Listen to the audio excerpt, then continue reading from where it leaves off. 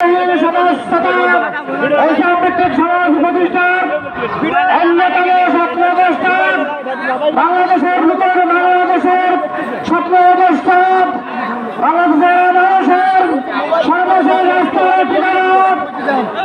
আজকের এই কর্মী সম্মেলনের প্রধান অতিথি সম্মানিত আমিরে জামাত এখন আপনাদের সামনে বক্তব্য নিয়ে আসছেন।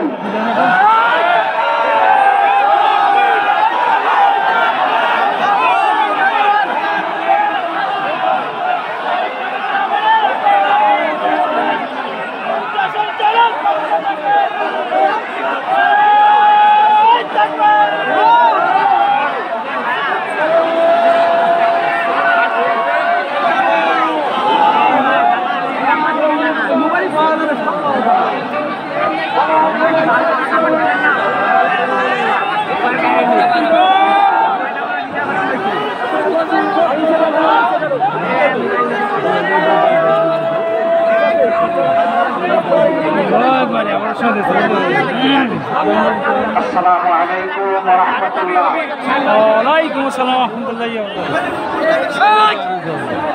যশোরের মিষ্টিগুড়ার এলাকার মানুষ, মিষ্টি মানুষগুলো আপনারা কেমন আছেন? আলহামদুলিল্লাহ। 24-এর 5 আগস্টের আগে আপনারা কেমন ছিলেন? ভালো ছিলেন না? আল্লাহ তাআলার মেহেরবানিতে এখন ভালো আছেন? আলহামদুলিল্লাহ রাব্বিল আলামিন ওয়াসসালাতু ওয়াসসালামু আলা রাসূলিল কারীম ওয়া আলা আলিহি ওয়া সাহবিহি ওয়া আহলি বাইতি আজমাইন। বাংলাদেশ জামাত ইসলামী ঐতিহ্যবাহী যশোর জেলা শাখার উদ্যোগে আয়োজিত যশোর ঈদগাহ মাঠে আজকের এই বিশাল কর্মী সম্মেলনের সম্মানিত সভাপতি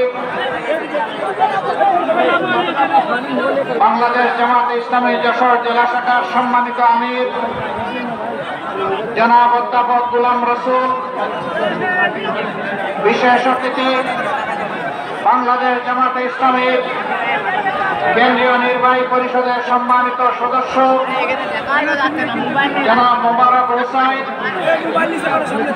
কর্মপরিষদ সদস্য বিশিষ্ট আলেমে দ্বীন মুহাদ্দিস আব্দুল খালেক, মঞ্চে বসা আঞ্চলিক স্থানীয় জেলা নেতৃবৃন্দ, বন্ধু সংগঠনের ভাই ও বোনেরা, সহকর্মী বন্ধুগণ, সাংবাদিক ভাইয়েরা, আল্লাহ তাবারক তাআলা শুকরিয়া আদায় করছি। সাংবাদিকদের উপর মানুষ খেপে গেছে। আপনারা তো খেপবেন 5 তারিখের আগে, এখন 5 তারিখ চলে গেছে, এখন আর খেপেন কেন? আপনারা একটু তাদেরকে তাদের দায়িত্বটা পালন করতে দেন। এটা তাদের পেশাগত দায়িত্ব। এখানে না দাঁড়ালে তারা ভালো করে আজকের এই সমাবেশকে ধারণ করতে পারবে না। আল্লাহ তাআলা যারা ধৈর্যশীল তাদের জন্য সুসংবাদ দিয়ে বলেছেন, ইয়া আইয়ুহাল্লাযীনা আমানু ইসতাঈনু বিস-সাবরি ওয়াস-সালাহ। নামাজ এবং সবরের মাধ্যমে আল্লাহ তাআলা তার সাহায্য কামনা করতে বলেছেন। এরপরে বলেছেন, এইরকম যারা করবে আমি তাদের সাথে আছি, ইন্নাল্লাহা মা'আস-সাবিরিন। আপনারা কি চান না যে আল্লাহ তাআলা আপনাদের সাথে থাকুন? তাহলে আশা করি এই ভাইদেরকে আপনারা আর কষ্ট দিবেন না। তারা তাদের পেশাগত দায়িত্ব পালন করছে। এর আড়ালে যারা পড়ে গেছেন, আল্লাহ তাআলার দরবারে দোয়া করি তারা যদি চামড়ার চোখ দিয়ে আমাকে নাও দেখতে পারে, আল্লাহ যেন দিলের চোখ তাদের খুলে দেন। প্রিয় সম্মানিত ভাইরা,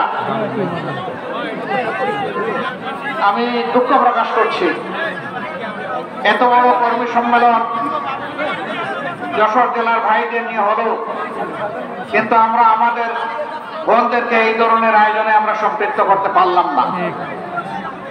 ভবিষ্যতে ইনশাআল্লাহ আমরা চেষ্টা করব। ভাইরা যারা এসেছেন তারা মনের পকেটে নিজের খোরাক নিয়ে যাবেন এবং বোনদের জন্য কিছু নিয়ে যাবেন, পরিবারের সবার জন্য নিয়ে যাবেন, সমাজের জন্য, আপনজন প্রিয়জনের জন্য নিয়ে যাবেন। তাহলে কার্তিক ইনশাআল্লাহ কিছুটা পূরণ হবে। আমার প্রিয় সম্মানিত ভাই ও বোনেরা, বাংলাদেশ আমাদের প্রিয় দেশ। আল্লাহ তাআলা মেহেরবানি করে দেশের আমাদেরকে জন্ম দিয়েছেন। সুজলা সুফলা আমাদের প্রিয় দেশ, মাটির উপর সবুজ, মাটির নিচে খনিজ পদার্থ, জল ভরা, পানি ভরা। আল্লাহ তাআলা অনেক নিয়ামত আমাদেরকে দিয়েছেন। এদেশের বাতাসেও নিয়ামত, কিন্তু আমাদের কিসমতের একটা জায়গায় ঘাটতি রয়ে গিয়েছে। এটি আমাদের কারণে, এটি হচ্ছে আমরা সৎ নেতৃত্বের, আমানতদার নেতৃত্বের নিয়ামত থেকে এই জাতি এখনো বঞ্চিত থেকে গেল। এই জায়গাটা পরিপূর্ণ না হলে আমাদের প্রিয় জাতি সত্যিকার অর্থে মর্যাদাপূর্ণ জাতি হতে পারবে। 24 সালের 5 আগস্টের আগ পর্যন্ত বাংলাদেশে ছিল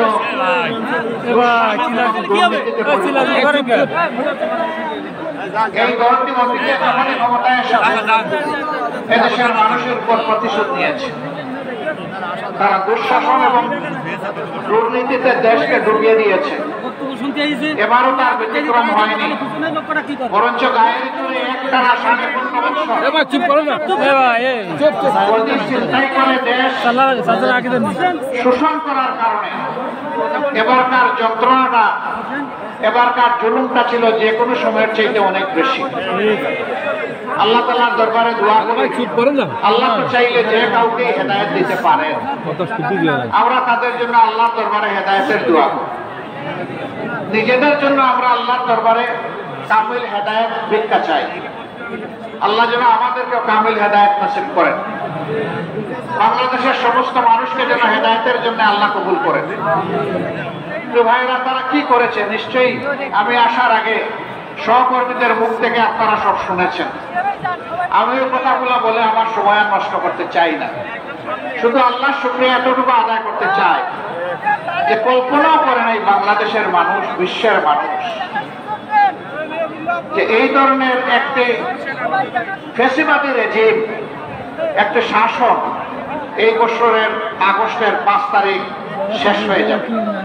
এটা কেউ আমরা কল্পনা করি নাই। আসমান জমিনের মালিক বাংলাদেশের জনগণকে, মুসলিম জনগণকে এটা উপহার দিয়েছে। আলহামদুলিল্লাহ রাব্বিল আলামিন। এর সমস্ত কৃতিত্ব আল্লাহ তাআলা। জমিনের কৃতিত্ব 18 কোটি মানুষের, মুসলিম মানুষের। নেতৃত্বের কৃতিত্ব আমাদের গর্বের সন্তানদের। যারা রাস্তায় নেমেছিল তাদের একটি দাবি আদায়ের জন্য, কোটা সংস্কারের দাবিতে। এই দাবিতে সরকার পুরোনো কায়দায় গায়ের জুড়ে হেলমেট এবং হাতুড়ি বাহিনী পাঠিয়ে গুলি আর বন্দুক দিয়ে দমন করতে চাইল। রংপুরে আমাদের একটি সন্তান, সে বুক খুলে ডানা মেলে দাঁড়িয়ে বলেছিল, বুকের ভিতরে তুমুল ঝড়, বুক পেতেছে গুলি তো। তার আত্মবিশ্বাস ছিল, সে সঙ্গত, ন্যায়সঙ্গত দাবিতে ছাত্র সমাজের সাথে রাস্তায় নেমেছে, যুব সমাজের সাথে রাস্তায় নেমেছে। তার দেশের পুলিশ তার মুখে গুলি করবে না, কিন্তু দুর্ভাগ্য, স্বৈর শাসকের নির্দেশে পুলিশ পরপর 3টি গুলি করে তাকে শেষ করে দিল। আল্লাহ তাআলার দরবারে দোয়া করে আল্লাহ তাকে এবং তাদের এই দাবি আদায়, জনগণকে মুক্তি দেওয়ার জন্য এই সংগ্রামে যারাই জীবন দিয়েছে, আল্লাহ তাদেরকে শহীদ হিসাবে কবুল করুন। তাদের পরিবারকে আল্লাহ তাআলা উত্তম ধৈর্য ধারণের তৌফিক দান করুন। যারা আহত হয়েছে, পঙ্গু হয়েছে, আল্লাহ তাআলা তাদের প্রশান্তির হাত বুলিয়ে দিন এবং সেই সাথে তাদেরকে সুস্থতার পূর্ণ নিয়ামত আল্লাহ তাআলা দান করুন। পরিশেষে যারা রাস্তায় নেমেছিলেন বুক পেতে, তাদের বীরত্বগাথার জন্য তাদের প্রতি গভীর কৃতজ্ঞতা জানাচ্ছি, অভিনন্দন জানাচ্ছি। প্রিয় ভাইরা, নেতৃত্বের এই গৌরব আমাদের সন্তানদের শুধু নয়, আমাদেরও, কারণ তারা তো আমাদেরই সন্তান। বাবার জন্য সন্তান যখন কোনো কৃতিত্ব গৌরব বয়ে আনে, কার্যত এর সিংহভাগের অংশীদার হয় সেই বাবা মা। অতএব আমরা তাদের অভিভাবক হিসাবে আমরা খুবই গর্বিত। আল্লাহ তাআলার দরবারে দোয়া করি, আল্লাহ তাআলা যুগে যুগে প্রতিদিন যেন এই জাতির মধ্যে এই ধরনের বীর সন্তান পয়দা করে, যারা জাতির পাহারাদার হিসেবে কাজ করবে। আমার সম্মানিত ভাইরা, আমি যে মাঠটিতে আজকে দাঁড়িয়ে কথা বলছি, এই মাঠটি যশোর শহরের একটা পুরাতন মাঠ। যশোর জেলাটি ব্রিটিশ আমল থেকে একটা পুরাতন জেলা। এটাকে কেন্দ্র করে পুরা দক্ষিণবঙ্গের এই অংশটা ছিল প্রশাসনিক এই জেলার আওতায়। কিন্তু আমি এর আগেও এই যশোর জেলায় এসেছি। এখানে যখন এই শহরে ঢুকে আমার যেন মনে হয় নূহ আলাইহিস সালামের বন্যার পানি এখানেও এসে লেগেছিল কিনা, কারণ এখানে কোনো উন্নয়ন ছোঁয়া নেই। একটা পুরাতন জেলা, তার তো চেহারা এতদিনে পাল্টে যাওয়ার কথা, কিন্তু জেলাটা অবহেলিত হয়ে আছে কেন? এটা কি বাংলাদেশের অংশ নয়? যশোর জেলা কি বাংলাদেশের উন্নয়নে কোনো অবদান নেই? যদি তাই হয়ে থাকে তাহলে তারা কেন তাদের ন্যায্য অধিকারটা পাচ্ছেন না? এটা শুধু যশোরেরই বঞ্চনা নয়, তবে যশোর অন্যতম বঞ্চিত জেলা। এই ব্যাপারে আমার নির্দ্বিধায় বলতে কোনো সংকোচ নেই। হ্যাঁ, এখানে মেডিকেল কলেজ হয়েছে, একটা বিজ্ঞান প্রযুক্তি বিশ্ববিদ্যালয় হয়েছে, এখানে আরো অনেক কিছু হওয়া প্রয়োজন। এই শহরটাকে কেন্দ্র করে একটা নগর গড়ে ওঠা প্রয়োজন। এটা নাগরিক সমাজের একটা প্রাণ কেন্দ্রে পরিণত হওয়া প্রয়োজন।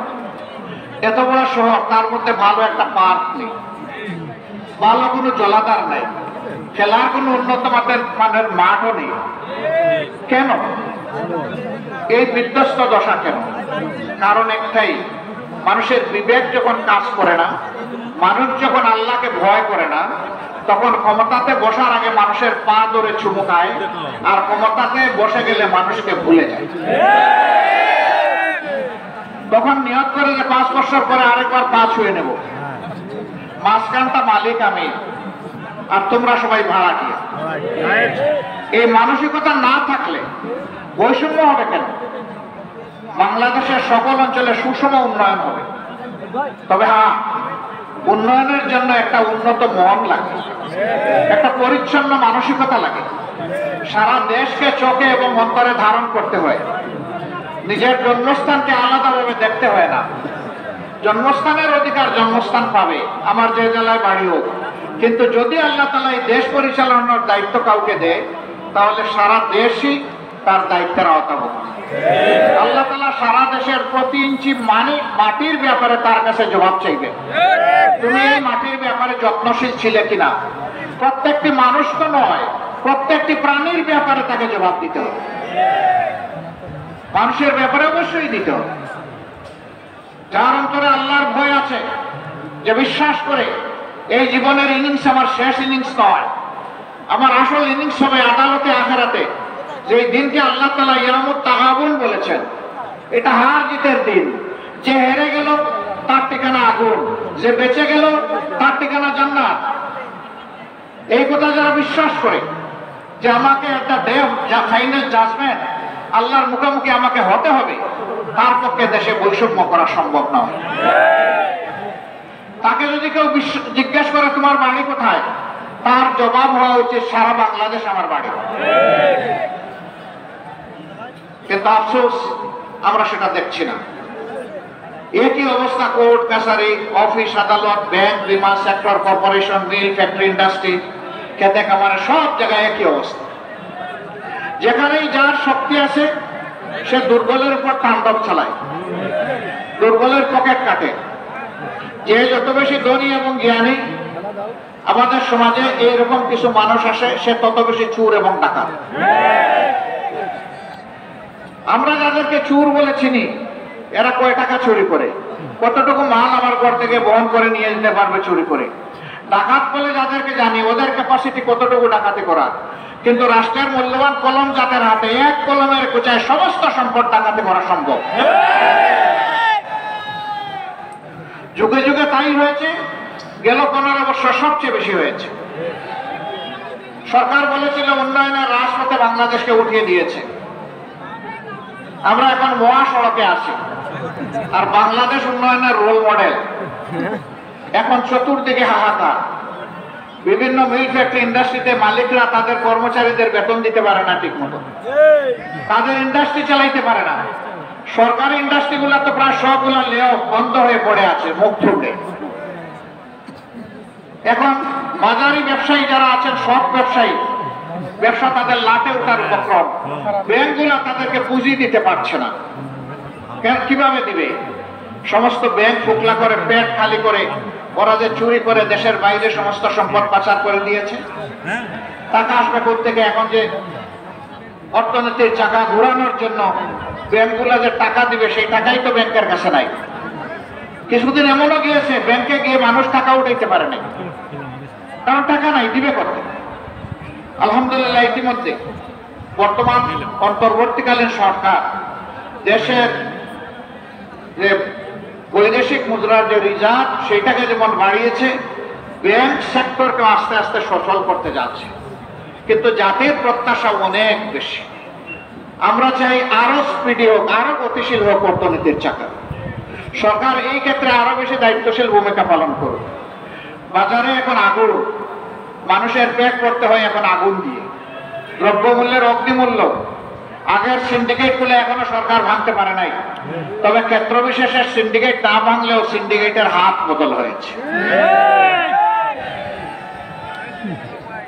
একজন চাঁদাবাজি করে পেট ভরে পালিয়ে গেছে, আর কেউ এসে আবার চাঁদাবাজিতে লেগে যাক, সেটা কিন্তু আমরা চাই না। কিন্তু দেশকে চাঁদাবাজ মুক্ত হয়েছে? দখলদার মুক্ত হয়েছে? হয় নাই। জুলুম মুক্ত হয়েছে? হয় নাই। হ্যাঁ, এই আন্দোলনে আমরা অনেকেই ক্ষতির সম্মুখীন হয়েছি, ত্যাগ স্বীকার করেছি। সকল দল, শুধু জামাত ইসলামী না, হয়তোবা জামাত কিছু কিছু ব্যাপারে অনন্য। যেমন 1 থেকে 11 জন শীর্ষ নেতার কারো হত্যা করা হয়নি। যেমন অন্য কোন দল নাই যে গত 15 বছর ধরে সমস্ত অফিসগুলা তালাবদ্ধ করে রেখে দেওয়া হয়েছিল। যেমন অন্য কোন দল নাই যাদের নিবন্ধন কেড়ে নেওয়া হয়েছিল। অন্য কোন দল নাই বেদিশা হয়ে যাদেরকে শেষ মুহূর্তে নিষিদ্ধ ঘোষণা করেছে। এই সমস্ত বিষয়গুলো জামাতের সাথে সম্পর্কিত। কিন্তু লুট করেছেন সকল দলের, পঙ্গু হয়েছেন সকল দলের, জেলে গিয়েছেন সকল দলের, হাজার লাখো মামলা, দফায় দফায় জেল কেটেছেন অনেকেই। তাদের সকলের প্রতি আমরা গভীর শ্রদ্ধাশীল, সহানুভূতিশীল। কিন্তু বিনয়ের সাথে একটা কথা বলতেই হবে আমাদের, যে 2000-এর কম বেশি আমাদের বুকের সন্তানেরা জীবন দিয়ে, রক্ত দিয়ে আমাদেরকে আজকে উন্মুক্ত পরিবেশ এনে দিয়ে গেল। তাদের রক্তের প্রতি আমরা যেন বেঈমানি না করি, বিশ্বাসঘাতকতা, গাদ্দারি না করি। বৈষম্যের বিরুদ্ধে, দুঃশাসনের বিরুদ্ধে, দুর্নীতির বিরুদ্ধে তারা আওয়াজ দিয়েছে।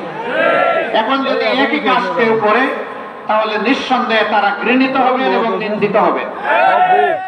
আমরা আমাদের সকল সহকর্মীকে অনুরোধ জানাই, এই সমস্ত ঘৃণিত কাজে কেউ হাত বাড়াবেন না, কেউ চাঁদাবাজ হবেন না, কেউ ফুটপাতের দখলদার হবেন না, কেউ বাজার হাটের দখল জোর করে নেবেন না, কেউ জলমহাল, বালিমহাল জোর করে দখল করবেন না। এই সমস্ত ঘৃণিত কাজের মাধ্যমে আমাদের কোনো রিজেকের প্রয়োজন নেই। আল্লাহ আল্লাহর পথে আমাদেরকে যা দিবেন তাই নিয়ে আমরা সন্তুষ্ট থাকবো ইনশাআল্লাহ। আর আমরা আল্লাহর শুকরিয়া আদায় করতে থাকবো। বন্ধুগণ, এই যন্ত্রণাগুলো আমাদের পিছ ছাড়ছে না। এরকম এখন আবার অনেকে তখন আক্রান্ত, আহত হয়েছে, এখন মামলা করতে গিয়ে 500-700 মানুষের বিরুদ্ধে মামলা। 500-700 মানুষকে একটা মানুষকে মারতে আসছিল না, আসলে 10 জন, 20 জন, 30 জন এসেছে। আমরা এই পরিবর্তনের সাথে সাথে বলেছি, অবশ্যই অন্যায়ের প্রতিকার চাওয়ার আইনগত বৈধ নাগরিক অধিকার সকলের আছে, কিন্তু সাবধান, কোন নিরীহ মানুষকে মামলার আসামি করবেন না। আমাদের সংগঠন কোথাও কোনো নিরীহ মানুষকে মামলার আসামি করে নাই। যারা করেছেন তাদের প্রতি বিনয়ী অনুরোধ, এই মামলা দিয়ে মেহরবানি করে বাণিজ্য করে মানুষকে হয়রান করবেন না। যদি কেউ সত্যিকারের কালপ্রিট হয়ে অবশ্যই তার নামে মামলা দেন। আপনাদের সাথে আমরাও আপনাদেরকে সহযোগিতা করব, এই মামলা আমরাও লড়বো আপনাদের সাথে, আপত্তি নেই। কিন্তু 10 জন দুষ্কৃতিকারীকে শায়েস্তা করতে গিয়ে যদি 100 জন নিরীহ মানুষকে এখানে আনেন, তাহলে মামলাটাই আপনারা শেষ করে দেবেন। এই কাজটা মেহরবানি করে কেউ করবেন না। সম্মানিত ভাইয়েরা, এই বাংলাদেশে সবচেয়ে বেশি ক্ষতি হয়েছে আমাদের শিক্ষার ক্ষতি। আজকে আমাদের যুবক যুবতীরা মাস্টার্স, গ্রাজুয়েশনের সার্টিফিকেট নিয়ে তারা এখন দুয়ারে দুয়ারে ঘুরে তাদের কাঙ্ক্ষিত একটা চাকরি তারা পায় না। 2টি কারণে পায় না। একটা কারণ হলো, একটা গোষ্ঠীর কাছে সমস্ত মানুষের কিসমত হাইজ্যাক হয়ে গিয়েছিল। এই গোষ্ঠী বাংলাদেশকে তাদের জমিদারি মনে করত। তাদের আনুগত্য যারা করবে না, তাদের জন্য এই দেশে বাঁচার কোনো অধিকার ছিল না। তাদের হাবভাবটা এরকম ছিল বন্ধুগণ। এখন তারা বিদায় নিয়েছে, এখন তো সেইটা থাকা উচিত নয়। কিন্তু শিক্ষা ব্যবস্থার যে বিধ্বস্ত অবস্থা, শিক্ষার যে মান হওয়া উচিত, বিশেষ করে নৈতিক মান থাকা উচিত, আমাদের শিক্ষা ব্যবস্থা এটা একেবারেই চলে গেছে, নাই। আমরা ইনশাআল্লাহ এই দেশটাকে শিক্ষা দিয়ে প্রথমে গড়া শুরু করবো, আল্লাহ যদি আমাদেরকে তৌফিক দেন। কারণ শিক্ষা জাতির মেরুদণ্ড। যেই জাতিতে জ্ঞানী এবং শিক্ষিত মানুষ তৈরি হয়, এই জাতি বিশ্বের দরবারে বুক উঁচু করে দাঁড়ায়। আর যেই জাতিতে জ্ঞানী এবং শিক্ষিত মানুষ থাকে না, এই জাতি সবসময় বিশৃঙ্খলা এবং বিপর্যয়ের মধ্যে পড়ে থাকে। আমরা আমাদের জাতিকে আর বিশৃঙ্খলায় ফেলতে দিব না কাউকে, ইনশাআল্লাহ। আমরা এমন শিক্ষা উপহার দিতে চাই যে আমাদের সন্তানেরা শিক্ষার পাঠ চুকিয়ে যখন বের হবে, সাথে একটা সার্টিফিকেট নিয়ে শুধু বের হবে না, সাথে একটা কাজ নিয়েও বের হবে, ইনশাআল্লাহ। আমরা আমাদের যুবক যুবতীদের হাতকে কর্মীর হাতে পরিণত করতে চাই। সেই কর্মীর হাতগুলো এক মহানা এনে আমরা আমাদের দেশকে গড়তে চাই, সামনের দিকে নিয়ে যেতে চাই। এবং এইভাবেই ভবিষ্যতের এই জেনারেশনের হাতে বাংলাদেশের দায়িত্ব আমরা তুলে দিতে চাই। আমাদের এই বক্তব্যকে কেউ কেউ বিকৃত রুচিবোধের জায়গা থেকে প্রশ্নবিদ্ধ করেন। তারা বলেন, আপনি কি দেশের মালিককে দায়িত্ব তুলে দেবেন? অবশ্যই আমি দেশের মালিকদের একজন, কারণ এই দেশে 18 কোটি মানুষের দেশের মালিক। একথা বলার বৈধ অধিকার আমার এবং সবার আছে। যারা এটা বলে আসলে তারাই মালিক হওয়ার জন্য দুঃস্বপ্ন দেখছে। তারা চায় না আমাদের যুবকরা এগিয়ে যাক। আমাদের যুবকদের এই নেতৃত্ব তাদের পছন্দ হয়নি। তাদের পছন্দ হয়েছে, তারা তাদের প্রতি অবশ্যই দায়বোধ অনুভব করে এবং কৃতজ্ঞতা প্রকাশ করে। আমরা তাদেরকে পছন্দ করেছি, তারা আমাদের গর্বের দল, তারা আমাদের বীর। আমরা তাদের জন্য গর্বিত, ইনশাআল্লাহ। আমার সম্মানিত ভাইয়েরা, বাংলাদেশ জামাত ইসলামী এমন একটা রাষ্ট্রের স্বপ্ন দেখে, যেই রাষ্ট্রে আকাশ এবং পাতালের ব্যবধান থাকবে না নাগরিকদের মাধ্যমে। কেউ গাছতলায় আর কেউ বিষতলায়, এটা হবে না অবস্থা। একটা সামঞ্জস্য থাকবে, সমতা নয়, ভারসাম্য থাকবে, ইনশাআল্লাহ। অধিকারের জন্য হাহাকার করতে হবে না। বিচার বিভাগকে মেরুদণ্ড সোজা করে দেওয়া হবে, যাতে সেই বিচার বিভাগ রাষ্ট্রের প্রেসিডেন্টকেও দ্বিতীয় কোনো চোখে না দেখে, একই চোখে যেন দেখে, একই চোখে সমস্ত নাগরিককে দেখবে। তিনি কে এটা বিবেচ্য বিষয় নয়। তিনি অপরাধ করে থাকলে যেই অপরাধী হন তাকে বিচারের আওতায় আসতে হবে। সেই বিচার যখন কায়েম হবে, আলহামদুলিল্লাহ, ইনসাফ যদি সমাজে কায়েম হয়, তাহলে কাউকে অধিকার চাইতে হবে না। রাষ্ট্রের দায়িত্ব হবে অধিকারের খোঁজ নিয়ে যার অধিকার তার হাতে পৌঁছে দেওয়া। আমরা এমন একটি রাষ্ট্র দেখতে চাই। আমরা এমন একটি রাষ্ট্র দেখতে চাই যে রাষ্ট্রের নাগরিকদের মধ্যে আর কোনো বিভাজন বিভক্তি থাকবে না। সমস্ত দেশ এবং জনগণ ঐক্যবদ্ধ হবে। এই ঐক্যবদ্ধ নাগরিক সমাজই একটা ঐক্যবদ্ধ দেশ করবে, ইনশাআল্লাহ। মুক্তিযুদ্ধের পক্ষে বিপক্ষে আর কত চেতনার গড়ি বিক্রি করবেন আপনারা? অনেক করেছেন। 53টা বছর এই জাতির কপাল থেকে আপনারা ছিনিয়ে নিয়েছেন, জাতিকে আপনারা দাসে পরিণত করেছেন। আমরা আর কারো দাস হব না, ইনশাআল্লাহ। মুক্তিযুদ্ধের চেতনা আপনাদের কোথায় যায়? যখন ভারতের প্রধানমন্ত্রী বলে বিজয় দিবসটা 16 ডিসেম্বর ভারতের বিজয়, বাংলাদেশের নামে একটা শব্দ পর্যন্ত উচ্চারণ করে না, তখন তো আপনাদের মুখে আমরা কোনো বুলি দেখি না। আমরাই তার প্রতিবাদ করেছি এবং যারা দেশকে ভালোবাসে তারাও প্রতিবাদ করেছে, কিন্তু যারা চেতনা বিক্রি করেন তাদের মুখে আমরা কোনো বুলি সেদিন দেখি নাই। আপনাদের এই চেতনা, আপনাদের এই ভালোবাসা আপনারা রাখেন এবং উঠায় রাখেন। 53.5 বছর এটা আমরা দেখেছি। এখন দেশকে তার আপন গতিতে আল্লাহর রাস্তার সামনের দিকে এগিয়ে যেতে সুযোগ দিন, রাস্তা পরিষ্কার করে দিন। আরেকটা বিভাজন লাগায়, সংখ্যাগুরু সংখ্যালঘু। কিসের সংখ্যাগুরু সংখ্যালঘু? এই দেশে আল্লাহ যাদেরকে পয়দা করেছেন তাদের সকলেই এই দেশের গর্বিত নাগরিক। সকলের অধিকার, সাংবিধানিক অধিকার সমান। এখানে সংখ্যাগুরু সংখ্যালঘু কিসের? একটা মানুষ তার পছন্দ মতো ধর্ম সে কবুল করবে। ইসলাম ধর্ম কাউকে এই ব্যাপারে জবরদস্তি করার এখতিয়ার দেয় নাই। ধর্ম বর্ণ মিলেমিশে আমরা এই দেশে বসবাস করব। আল্লাহর কাছে যার যার জবাব দিয়ে তার তার। আরেকজনের জবাব আমাকে দিতে হবে না, আমার জবাব আরেকজনকে দিতে হবে না। সুতরাং এখানে ধর্ম নিয়ে কোনো বাড়াবাড়ি এবং বিভাজন বিভক্তি চলবে না, অধিকার খর্ব করা চলবে না। এরা এই কথাগুলো বলে কার্যত নির্দিষ্ট ধর্মের ভাই বোনদেরকে এরা ক্ষতি করেছে, শোষণ করেছে, লাঞ্ছিত করেছে। এদের অধিকার অনেক ক্ষেত্রে তারা কেড়ে নিয়েছে। কিন্তু দুঃখের বিষয়, যারা কেড়ে নেয় তাদের ব্যাপারে আওয়াজ না দিয়ে এদেশের দেশপ্রেমিক ইসলামপন্থী দলগুলোর বিরুদ্ধে আওয়াজ দেওয়া হবে।